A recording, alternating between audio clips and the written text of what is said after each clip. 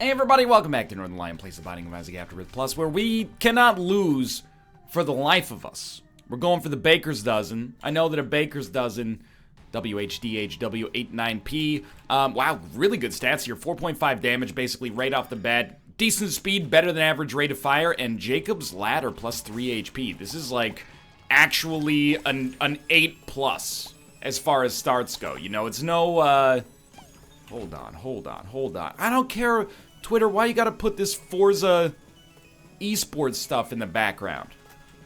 I do not desire to have that running in the background. Well, then close Twitter. Look, why don't you close your aorta so blood can't reach the rest of your body? Why don't you close your trachea so you can't oxygenate the blood that can't reach the rest of your body? That's what Twitter means to me, okay? Just close it. Why don't you crush my beating heart with your bare hand? I don't know where I'm going with this one. Okay, the point is this is an amazing start here right off the bat, and I was talking about a baker's dozen. I don't buy into the idea that a baker's dozen is 13. It's not fair. Why should they get a different dozen than the rest of us? I think we probably do want the Book of Belial over the Game Kid. Pretty close to getting Bookworm already, but they've been running this 13 is a baker's dozen facade, charade, and farce for too long. As far as I'm concerned, for the next 6 years, a baker's dozen is 11. And then if you prove you can handle a diminished dozen, then you get to go back to 12 with the rest of us, and maybe on your birthday, 13. What a bizarre crusade. Anyway, we're gonna take the pill. We can afford it. We can afford for it to be bad. And actually, getting a duplicated Vert pill, it might seem like it gains us nothing, and on a large scale level it does, but we now have knowledge of what the Vert pill is, and now we can duplicate whatever pill we want, if we're able to find one at least. This run is like, well, it's taken its toll on me. It's said goodbye too many times before, and we have basically almost no cynicism right now. We have a good Zane item, Jacob's Ladder, which is also just good to begin with. We've got a good spacebar item. We've got a chance at the Bookworm transformation. We got enough HP to not be worried about our survival at all. And then beyond that, we do have a deal with the devil coming up on this floor as well. And I'm assuming that Vert pill is going to lead to like some kind of statistical benefit at some point. Like if we get a tears upgrade or a speed upgrade, all of a sudden it's basically 2 tears or 2 speed upgrades. At least if they come in pill form. But what doesn't in this day and age? Am I right? I have no idea. Look, there's a reason I'm not working at GlaxoSmithKline, and it's not, you know, personal code of morals and ethics. It's that they ain't hiring anybody with a bachelor's degree in biology, bachelor's with honors in biology, to do anything but, you know, clean the microscopes after the big boys are actually done doing their research. But regardless, it's not like I'm bitter. We took chocolate milk. I think chocolate milk is anti-synergistic with Jacob's Ladder to some extent.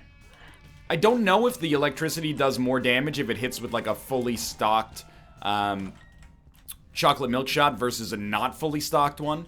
But I do know, like, I think at least the more tiers we put on the ground, the more electricity we're going to get, which is probably what we should be looking for if we're trying to make a Jacob's Ladder pop. But I think it's like negatively synergistic for now, but the idea is that in the future it could conceivably pop off exquisitely. But I mean, we are at 3 minutes and 20 seconds. We're about to beat the second boss. Not only have we not taken damage, there's almost no way for us to take damage. At least right now. We'd require like experimental treatment. This is the one thing that would get me right now. Experimental treatment, really bad roll that's almost all stats downgrades. Then I might be persuaded. Ooh, we could also completely squander this right here and put ourselves in a dangerous spot. Oh, dude. This is actually incredible. Should have gotten 2 plays out of that. Should also pick up a contract from below. But this is, the fact that we got Power Pill out of this is kind of hilarious. That's so good for us. So let's see what we get here. I am gonna take a look as much as possible. This has already been a... Yes! This has already been a pretty great deal with the devil for one that doesn't actually allow us to get anything. Nothing? That's a surprise to me. We could create another power pill with Verp, and I think that would be advisable. Now we cannot. At least not easily. Okay, we basically have to go at this point. And that Verp will give us another range upgrade, which is effectively worthless, but we might as well look for a red heart quickly. I am genuinely worried about our survival now because I've done this to myself, but at the same time, I'm not that worried as long as we can get, you know, more HP, which we just did. We might not be able to get back to the deal with the devil. I don't think I care about the card. Keep the Vert pill and just use it for something better later. As of right now, it doesn't do anything for us. We're going to spend some time here because we probably do want to go back to the curse room as well and see what we can get in there. Oh, man. Okay, so now getting, like, something that actually improves our stats would be really nice. Because we've gotten some utility items, and the virus has good future potential. It's 2 Verps. It's not worth anything, man. Dude, power pill. Power pill with 2 Verps means this guy's paying out with something. Okay, we got experimental treatment. Damage downgrade, but stats up in, like, almost every other conceivable direction. I'm just gonna keep Verp, and we're gonna head down to the next floor. I don't think I can afford to go to the curse room anymore, but we're 1 away from the spun transformation, and we made that deal with the devil work for us. Very afraid, actually, of this situation right there.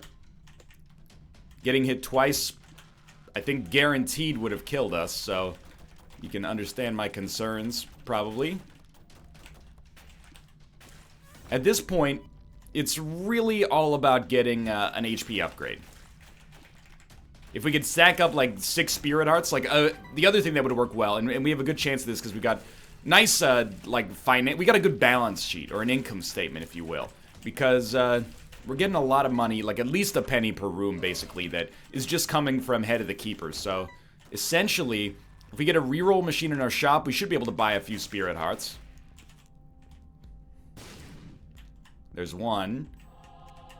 And then there's 2. We shouldn't be able to buy any more because the greed machine didn't pay out. Or the greed statue didn't pay out, I should say. But otherwise, that was the most Canadian out I've said in quite some time. But anyway, we're good. We're good.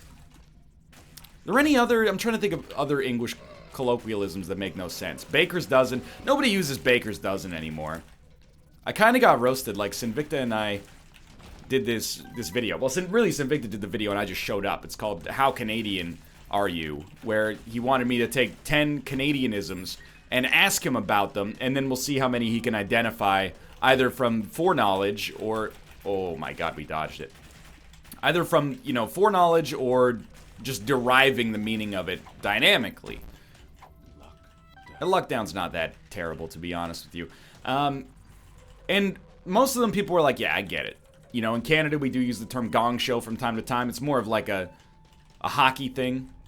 You're going to be like, it's not hockey, it's lacrosse. You know, it's all the same. You just don't realize it yet. I'm not saying hockey and lacrosse are the same sport. I'm saying it's the same culture.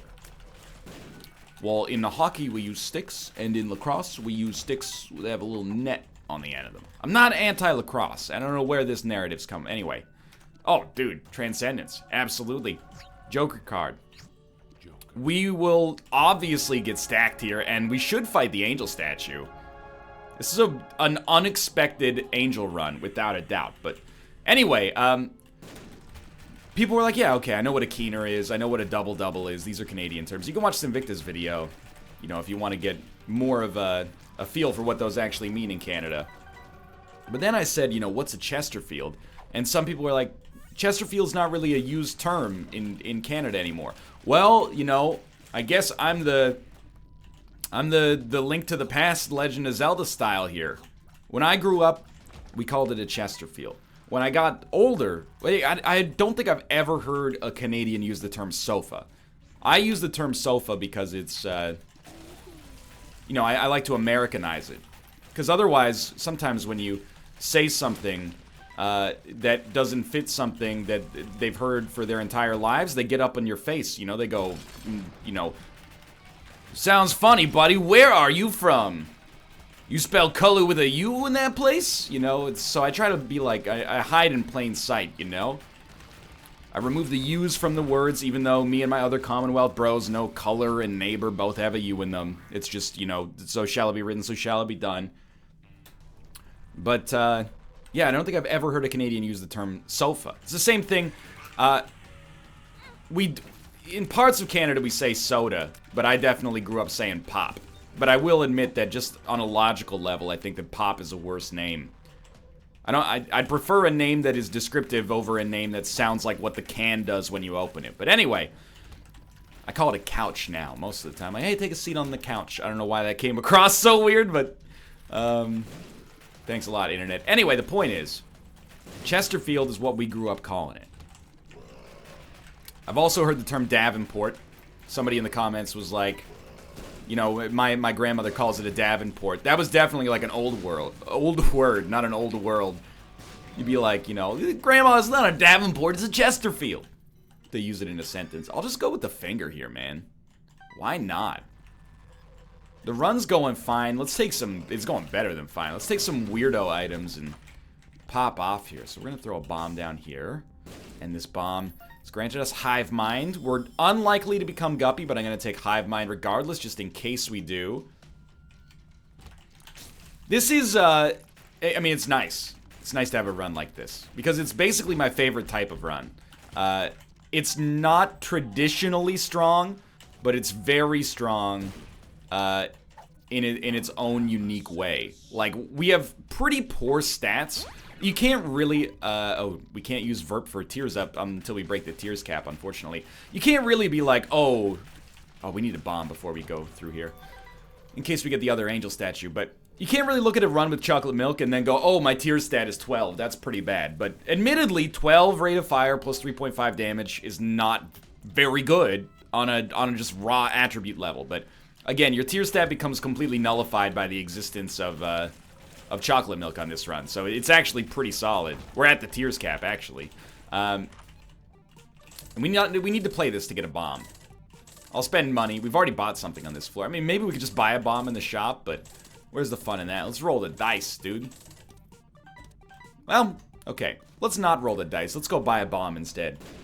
But through the strength of Jacob's Ladder and Finger and Common Cold, you know, and chocolate milk, of course, we've created, nice, a run that is actually incredibly strong. It's not just like above average, it's very, very good. So I'm a happy camper right now. Of course, you know, the Guppy dream is something that's, it exists in my mind's eye right now, and with Contract from Below, right, you should pop that. With Contract from Below, I'm definitely hoping that, or Contract from Below plus Left Hand, really, I'm hoping we can make this Guppy dream come to fruition. Synth Oil gives us Spun, so now our damage is no longer a concern, and another Vert Pill. Honestly, we should stick with Angel Precedent, because we have well, Angel Chance at least, because none of those items offer us enough. We don't need Demon Baby, it's going to add, you know, like 2% to our overall ability to kill things right now. And we certainly don't need Lord of the Pit. We've already got the passive ability to fly via Transcendence. We've gotten great payouts for having not had to pay for a deal with the Devil item so far. That's really, like, the best part of this run right now. It's the 3 Demon Judgments in that first deal with the Devil did so much for us. Of course, you know, that room is like, if you can do it, do it. It's a no-brainer. If you can do it, do it. Get it? Prequel memes? Are we selling prequel memes yet? Have the meme economy has turned on them? They were huge for a while. It was a blue chip stock. It's like buying Amazon.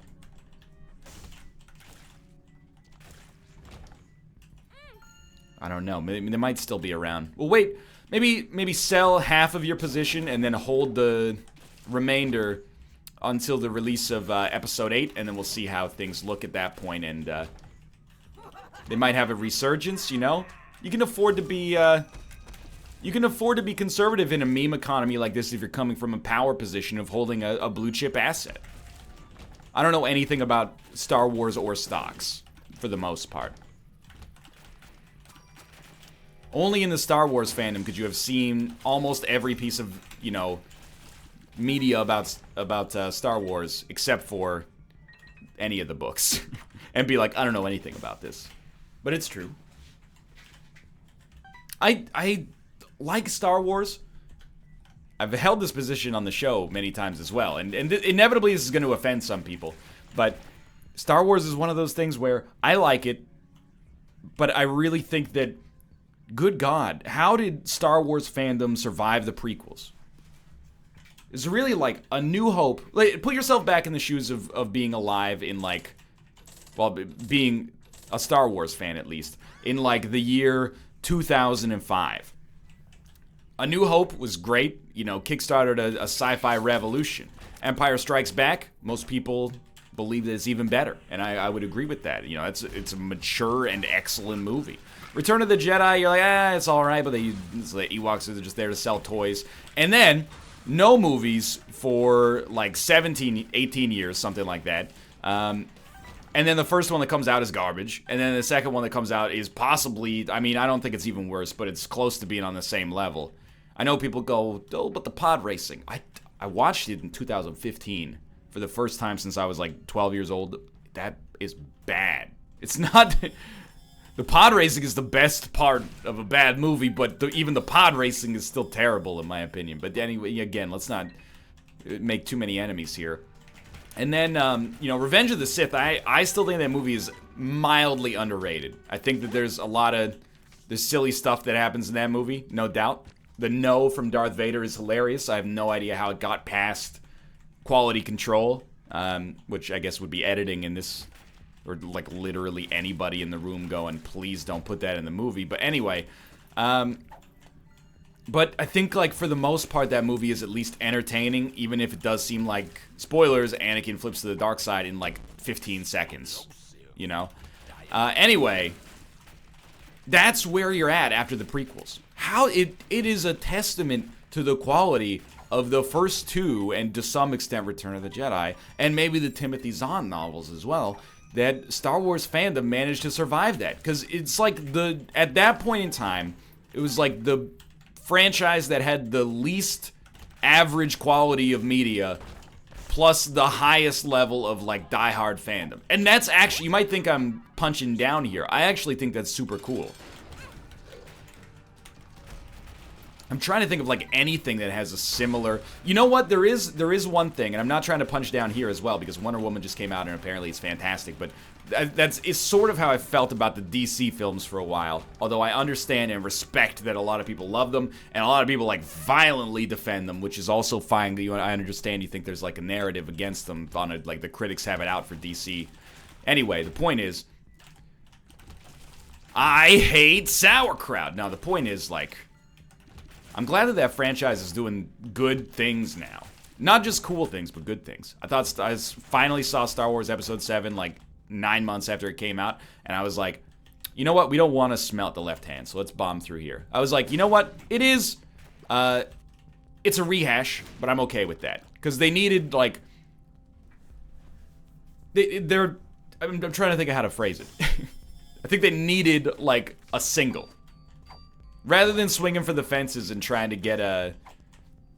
Maybe we should take the moon for now. Trying to get like a grand slam. The baseball analogy probably does not hold, but they took a safe shot and created a very likable film that didn't take any risks. And now, you know, it made $1 trillion, which is fine. Hopefully in the next one, you know, they take some more artistic and cinematic risks and take the franchise in an interesting place that's not just like, oh...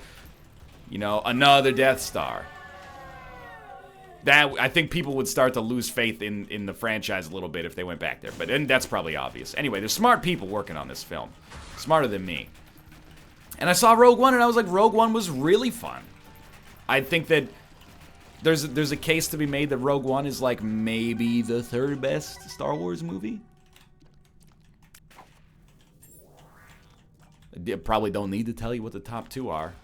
Let's get the heck out of here. So we've been holding Verp for infinity years. It will just never, ever not be here. I mean, I know it's on the floor right now. It's stored value. We can fight Mega Satan on this run. That's up to us. Right now, I don't see a good reason why we wouldn't. We should have played the blood bank a little bit before we sacrificed our HP, but that also does not matter.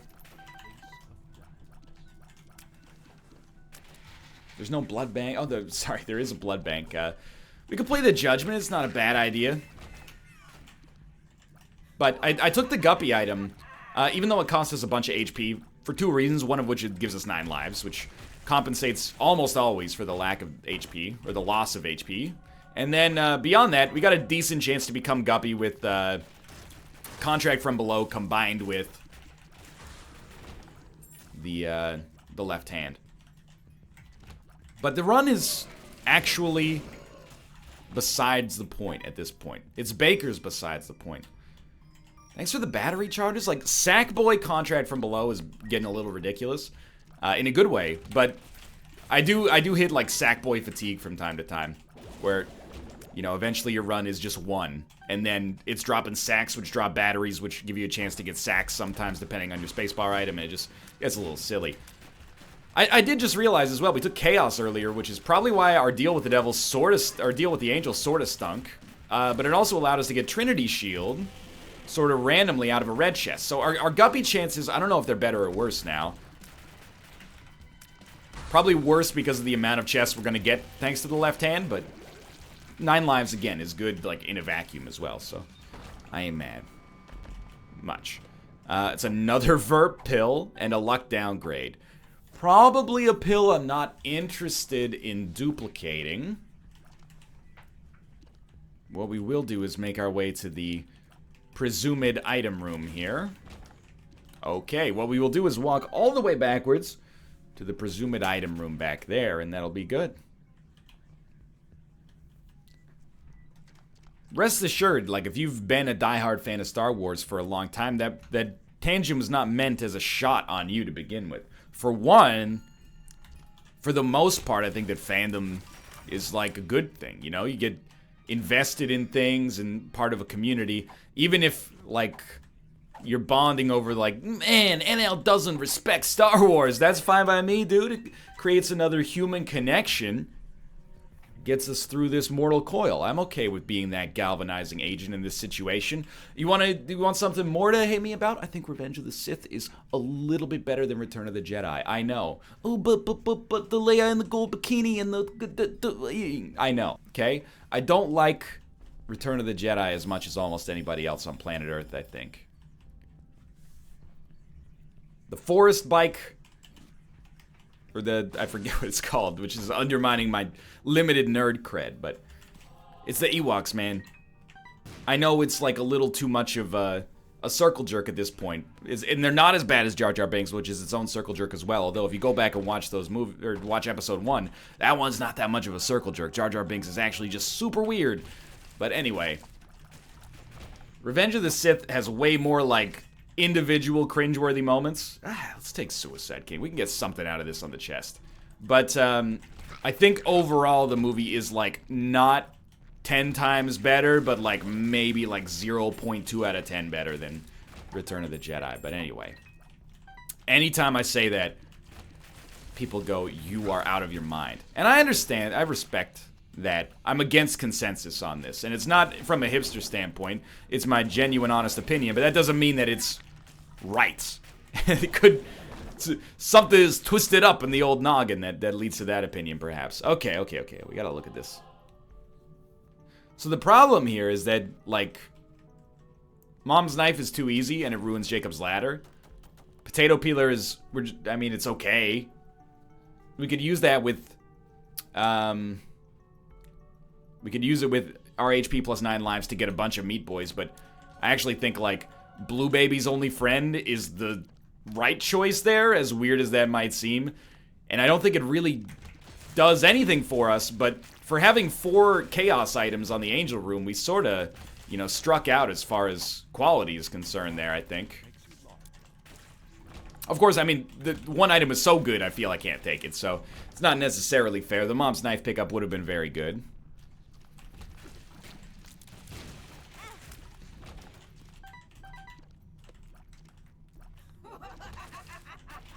Don't really want to spend too much more time on this room if I can avoid it. We'll take the keys. We know we don't have Guppy's tail. So I'm hoping for a deal with the devil, but I'm running it through in my, like, brain analysis right now, and I'm like, that can't happen. Because we don't have duality.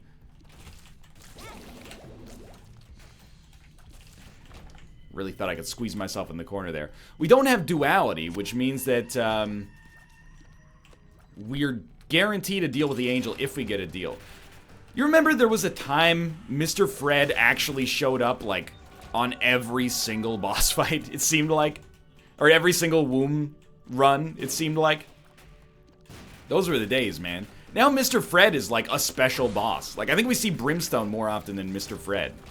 I figured we might as well fight the angel statue just to see if we get anything, but obviously we didn't, and it's still completely fine. Again, like, this run, at this point, it's basically maintained its quality throughout. It's still great. It started great, it's still great. That's Bookworm. It's, like, extremely Bookworm. And Book of Shadows we got a case for, but I don't know. It's kind of a weird situation. Like, don't take a luck down, you weirdo. I get roasted sometimes, and a lot of it is on runs like this. And I'm not trying to set up, you know, like a false narrative of, like, oh, like, the haters don't want me to succeed. I get tweets sometimes, people go, you know, NL, don't let the haters get you down. And I'm very thankful for the tweets, but I also look around and I go, I got a real limited percentage of people that watch my content just to make fun of me. I think, you know, I've cultivated what is mostly a genuine personality and playing games I like and not kicking up needless drama, and I've developed a fan base of people that enjoy that kind of content, which is cool. So honestly, like, when I see those tweets that are like, don't let the haters get you down, I go, oh no, what did I do? why do I have a higher percentage of haters all of a sudden? But no, sometimes I get criticized, which is different, and it's hard to remember that sometimes, but it is. Sometimes I get criticized. They say, oh, you're not using Book of Belial that much. Like, you might as well use it once every 3 rooms. At some point, we've reached a level of, like, who caresness, I think, on this run. Who caresness Everdeen. Like, yeah, we should be using Book of Belial. You're not wrong. Once every 3 rooms. But we're going to win either way. And it's not like it's a more impressive win if we use Book of Belial. I think. I might be mistaken. Satanic Bible's a little different because it actually does. It gives you, like, a demonstrable, repeatable benefit. Sad bombs are so good here. I mean, we should probably fight Hush. We got a pretty strong Hush fight here. But, yeah, you know, at some point, it's like, what do you get for the man who has everything? You know, you're talking to... On a run like this, we're like the societal equivalent of, like, an NFL player. And you're like, hey, you know, why are you getting extra meat on your Subway sandwich? You could just get another 6-inch for the price of the extra meat on a premium sub like this. Here's a little life hack for you, you know, LaDainian Tomlinson. We'll stick with Suicide King for now. Like, the dude's making...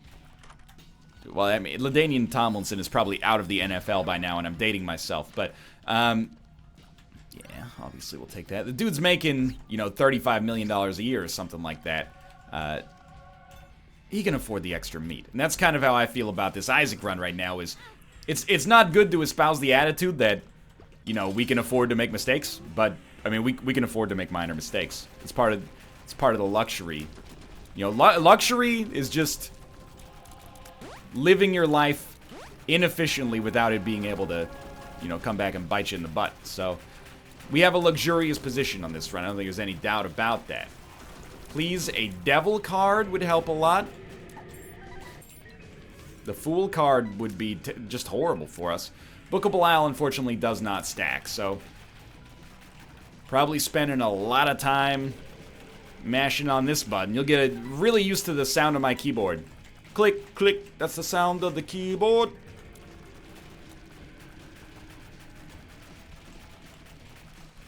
And that's it, I've exhausted all topics for conversation.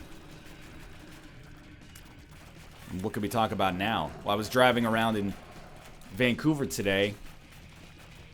Cloudy day. GPS every like 15 seconds was changing its directions. I'm aware of the fact that we live in the future. I talk about this on a regular basis.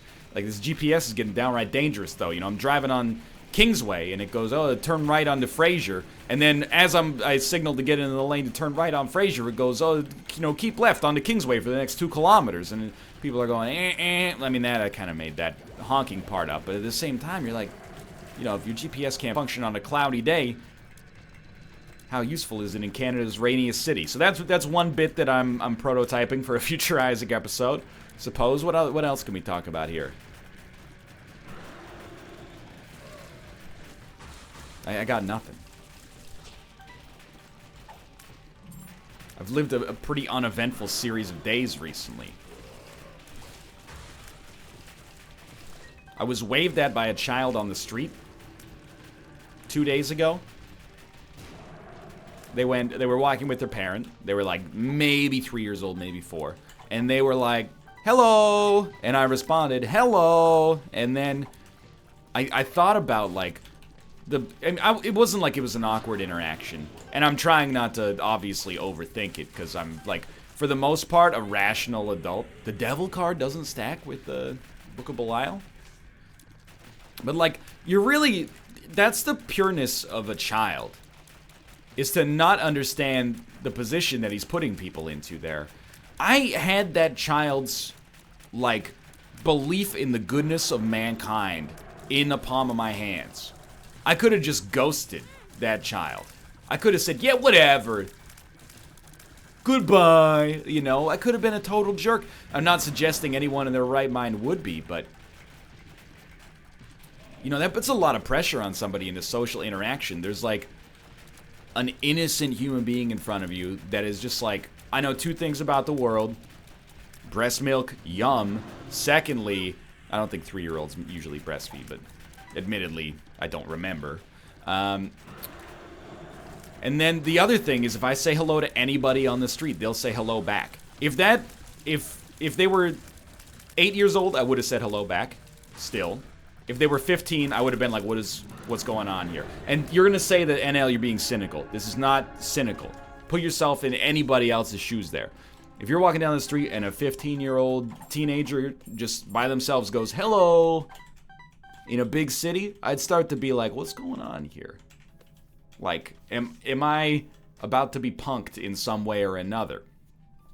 And if they were like 40 and they waved and said hello, I would be like, this person has a problem. But these might just be Vancouver social norms as well. I grew up in a smallish town. Even if you were downtown, or making your way downtown, walking fast, stations passing them homebound, you know, downtown late at night or early in the morning, you would sometimes pass somebody on the street, and you'd be like, oftentimes you give them a nod, or you might even say, hey, you know? It's like a little bit more of a small town thing. I also think it's kind of like a signal that if you say hey to someone when you're the only 2 people on the sidewalk, it's like, don't sweat it, I'm cool, I'm not gonna, like, you know, rob you or punch you or something. So, you know, there's that signal. We don't do that in Vancouver. It has a reputation for being a cold city from a social standpoint, and I sort of understand it, to be honest with you. But I also, people, they come to Vancouver and they go, you know, why I said hi to a stranger on the SkyTrain and they didn't say hi to me back.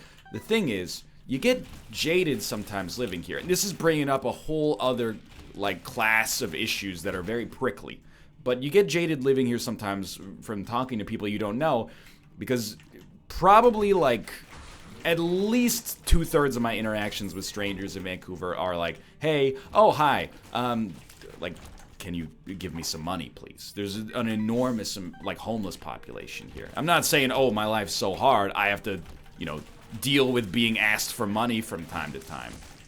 But, you know, I'm just saying that is one reason why, you know, if you ever come to this area, you go, why are people so unfriendly? It's like, most of the time, genuinely, you get talked to by a stranger, it is with an ulterior motive, you know? And it's, you know, it's a fundamental problem, maybe, that it allows us to compromise our ability to get close to one another, maybe, I'll admit. we had a weird situation, and it's something, you know, I hesitate to talk about because, again, like, homelessness and poverty are sincere and serious issues, and oftentimes there's, like, drug use and mental illness tied up in it. But, like, Kate and I were at a McDonald's, like, 2 weeks ago, and I think I'm going to drop the left hand here just before I go off on this tangent and forget. Kate and I were at a McDonald's, like, 2 weeks ago, and after we left, this person started walking beside us, and we were just kind of, you know, this is par for the course. So we were just kind of like having a conversation amongst ourselves, and then she goes like, hey, like, could you guys give me some money? And we're like, sorry, we don't have any change. And then she's like, yeah, well, what'd you use to buy the food? And we just sort of walked off. And you might say, NL, that's extremely rude. But that same, first off, we used a credit card. I'm not giving this lady my credit card. Has she got a reader or something? Maybe. I don't know. But secondly, like, 3 months earlier, and I don't think she remembered, 3 months earlier, I was at that same McDonald's by myself, and I was waiting for my food, and she came up and was like, hey, can you buy me a meal? And I had said, sorry, like, basically I'm not gonna do that, which I guess makes me a dick, but I'll own it for the purposes of this anecdote. I didn't say sorry, I'm not gonna do that, I just said sorry, you know, and then the rest spoke for itself, I suppose. And then she said, you're a selfish dick. And I was like, I mean, in this situation, I can see her point. But at the same time, I'm definitely not gonna give you my loose change the next time I see you outside of that McDonald's. You spoiled our future interactions. You know, maybe I was having an off day, and all of a sudden, now you're like, you know, the customer's always right, man. You created a situation that allowed me to be a dick, but also self-righteous.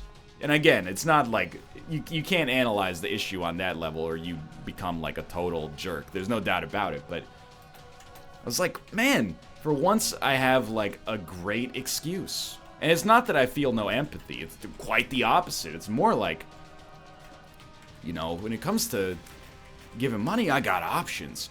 I'm gonna go with the person who didn't call me a selfish dick. That's just, I'm sorry for being a human being on that level, but that's what it comes down to. Anyway, that's what life's like in Vancouver.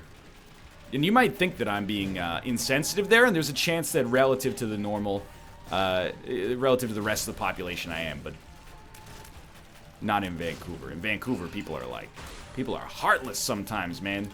I think, you know, I've only lived here for like, you know, a small chunk of my adult life.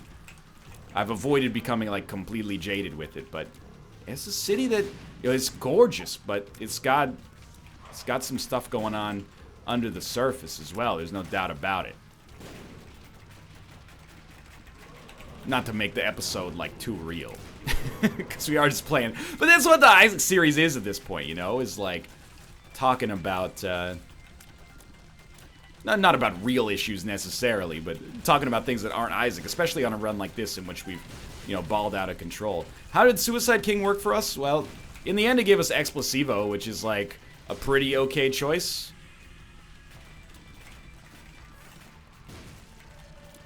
How many waves of mini-bosses are there? Am I losing it here? In the end, I probably would rather have 12 HP than Explosivo, but we don't have much choice in that matter at this point. And the thing is, like, if we die, we just come back and we don't fight Mega Satan, or we fight Mega Satan later, you know? So it's kind of like I've added a little bit of intrigue. I'm not going to say that it's, you know, series finale of Breaking Bad, but we've added a little bit of intrigue on this run, because now it is conceivable that we could die. We have stopwatch, so this guy's like secondary attacks right now should be pretty easy to not get tagged by. Yeah, we made it happen, man. We only got hit once on the Mega Satan fight. That's encouraging. For now, though, thanks for watching. I hope you guys have enjoyed the episode. You still don't think so lowly of me. If you did, click the like button. It helps out a great deal. Of course, subscribe if you want to see more in the future. But for now, thanks for watching. And I'll see you next time.